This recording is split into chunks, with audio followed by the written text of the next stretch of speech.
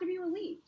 Because it keeps him out of the picture just a little bit longer. And in terms of messaging from Republicans, congressional Republicans, having him be a little quieter has allowed them to forge their own message and to stay on one topic for if they're attacking Democrats. So there was a bit of a sigh of relief there, too, by this muzzling by Facebook and other tech companies.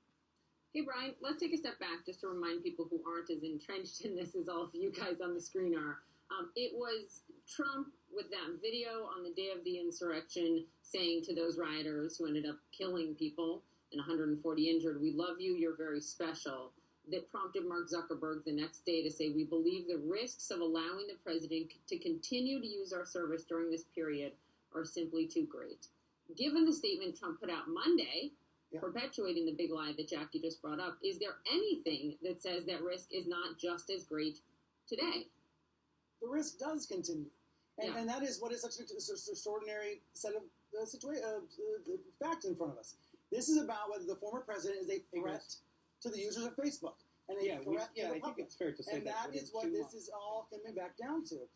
Nothing here seems final. And if you look at what the ruling is here, kicking the can down the road, it just goes to show, as much as we compare this to a Supreme Court, as much as Facebook says it's trying to put in institutional rules for the future, they are figuring it out as they go along. And so is this board. And partly that's because Trump is such a unique and complicated figure. I think in some ways this entire conversation may redound to his benefit, because one of his narratives is about Trump versus big tech. It's what Josh Hawley's doing right now with his book tour. Yeah. Trump versus big tech. Well, here's big tech, Facebook, although it's an oversight board, but it's Facebook keeping him off the platform. So it continues that narrative. But of course, the narrative's there for a good reason. There was a deadly insurrection that the right wing is trying to cover up, and that threat does remain today. Good point, Brian. Let me play devil's advocate for a moment on that. The narrative is one thing, but without the platform, Facebook and Instagram, we should note. Facebook, of course, owns Instagram. For many people, that's the more impactful platform.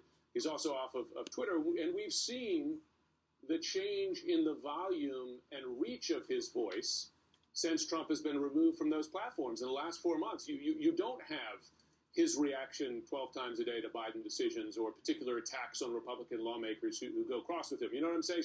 So I get how it feeds the narrative, but the impact on the reach of his voice is still notable, is it not? Look, I was talking with a Facebook executive last night, and this person said to me, so 2024, is he going to run again?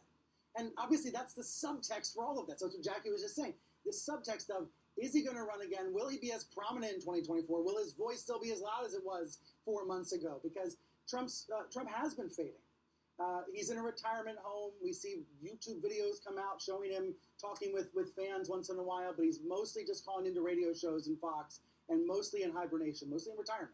Will that change? Can he restore his image without these platforms? Can he rally the base without these platforms? I think remains an open question, Jim.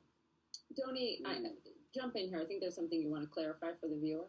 Yeah, so just going back over this decision and how it is worded, it says in terms of when Facebook must make the decision on whether to let Trump back or not, the board is actually saying within 6 months of this decision. So it appears to be today's decision. Okay. So I think they might have 6 months rather than 2 months. At the same time, this is not a situation that Facebook wants to find itself in. And just to underline, what's at stake here is, for many, many people, it is very concerning to have a private company to be able to shut down who was then the president of the United States. But at the other end of things is by putting him back on, what messages that send to other world leaders, to dictators, of saying, if you inspire a deadly insurrection using our platform, you're not going to be banned forever. Yeah. Donnie, you make such an important point. And it's one that the ACLU has made, frankly, saying there's big danger in tech companies wielding this much power to make these decisions that now Zuckerberg's going to have to make again in 6 months.